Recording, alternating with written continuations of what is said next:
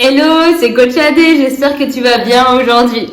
Allez, je te retrouve dans cette nouvelle vidéo pour te donner 5 astuces pour prendre du muscle à coup sûr.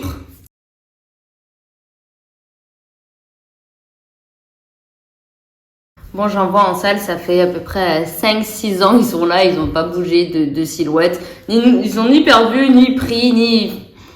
Pourquoi tu fais la musculation? Bon, j'en vois en salle, franchement, ça fait 5-6 ans, ils sont là, ils n'ont pas bougé de silhouette, ni ils ont perdu du gras, ni ils ont pris du muscle, ni rien du tout, ils sont juste là, ils font de la musculation, donc peut-être que ça ne fonctionne pas en fait, ce que tu fais. Si tu vois que tu ne changes pas de silhouette au bout de 3-4 mois, inquiète-toi. Donc, dans cette vidéo, je vais te donner 5 astuces, vraiment. Ça va être 5 clés pour construire du muscle et ça marche, vraiment ça marche. C'est des astuces très faciles, très simples à mettre en place. Tu vas pouvoir le faire dès aujourd'hui, dès que tu auras vu cette vidéo, tu vas pouvoir changer, modifier un petit peu tes entraînements, voir un petit peu ce qui va pas, ce qu'il faut changer, ce qui va, parce qu'il y a forcément des choses qui vont quand même. Donc, c'est important de prendre toutes ces clés et de regarder un petit peu ces entraînements et de pouvoir modifier ces entraînements si jamais il y a des choses qui clochent, qui vont pas. Et ces changements-là vont te permettre de prendre du muscle. Et bien sûr, qui dit prendre du muscle, ça veut dire accroître son métabolisme de base. Donc vraiment, c'est très important de faire ça. Et puis en plus, quand on s'entraîne, on aime bien, il faut avoir des résultats. C'est très très important et puis c'est motivant quand même. Allez, première clé, première information que je peux te donner, c'est de faire entre 10 et 20 séries sur le même muscle pour pouvoir l'atrophier un maximum. Pas la peine de faire 600 séries ou parce que tu sais pas, ou moins de 10, ça ne servirait presque à rien. Ça dépend encore une fois la charge, etc.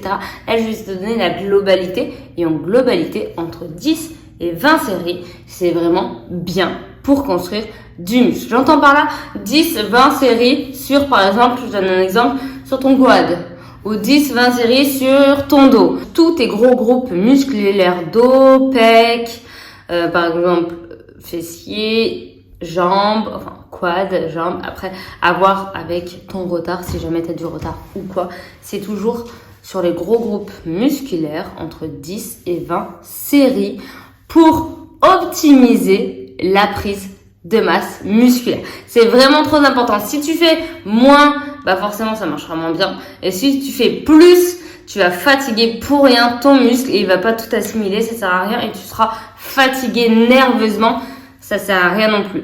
Donc vraiment entre 10 et 20 séries, tu peux regarder combien tu en as dans ta séance. Si ça rentre dedans, t'es bien. Ensuite, en deuxième, ce qui peut vraiment beaucoup t'aider aussi, c'est vraiment faire des mouvements polyarticulaires, favoriser le mouvement polyarticulaire. Donc je sais pas, on va dire qu'on attaque une séance quad. J'adore les quads. On attaque une séance quad, on met principalement, attention, je dis bien principalement, des mouvements polyarticulaires. Pourquoi? Déjà en 1, parce que tu auras une dépense énergétique plus importante. Ça, on aime. En 2, pourquoi?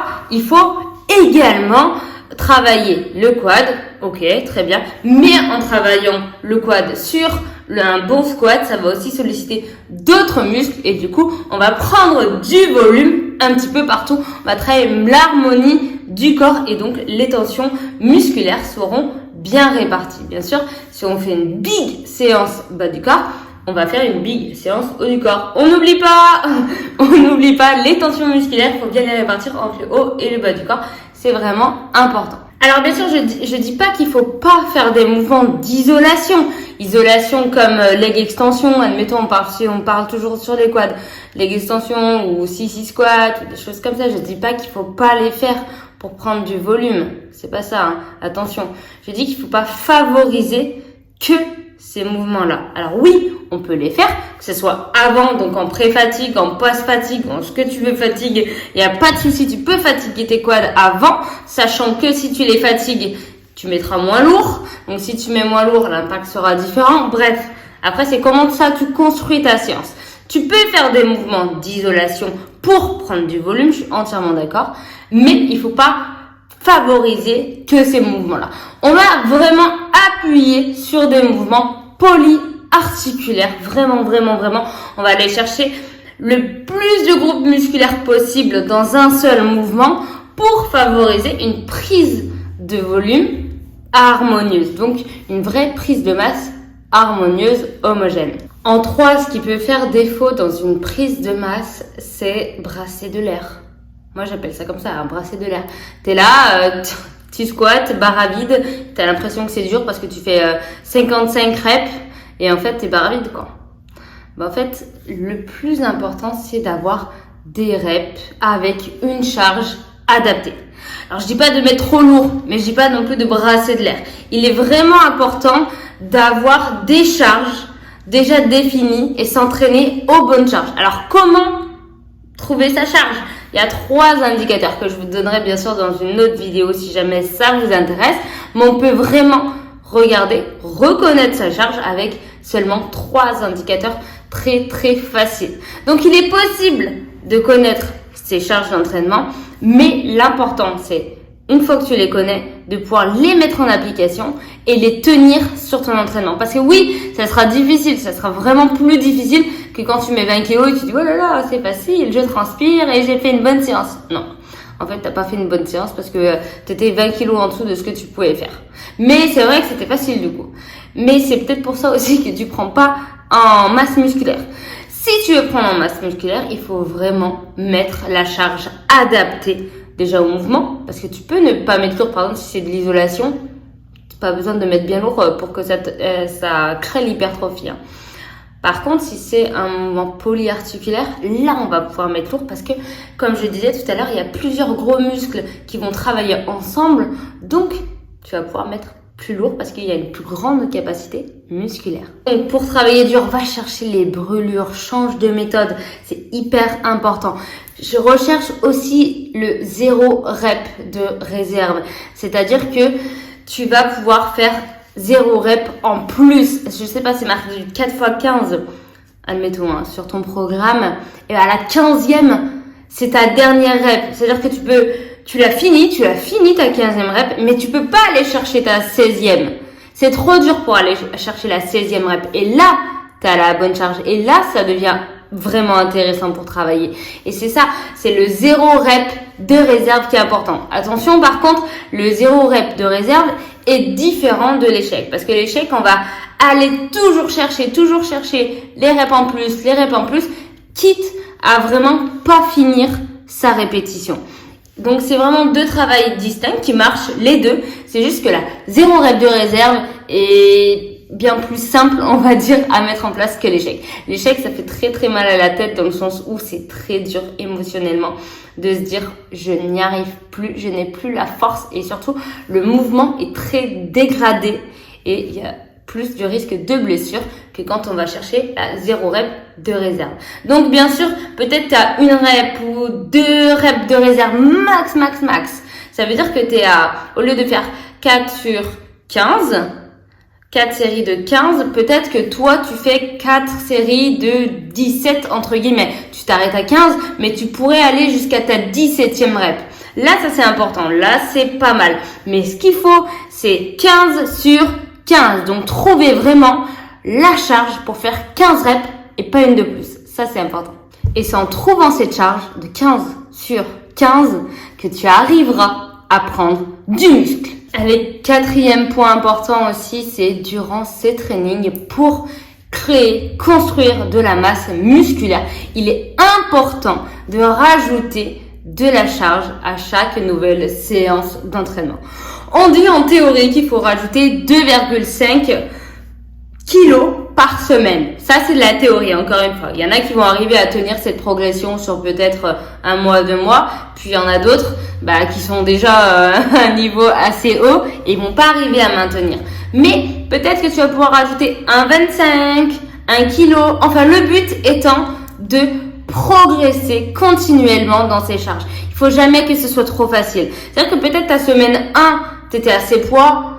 mais ça t'allait bien. Mais maintenant, on est en semaine 5 et en fait, les poids de la semaine 1 ne te correspondent plus. Il faut augmenter et il faut arriver à faire ça.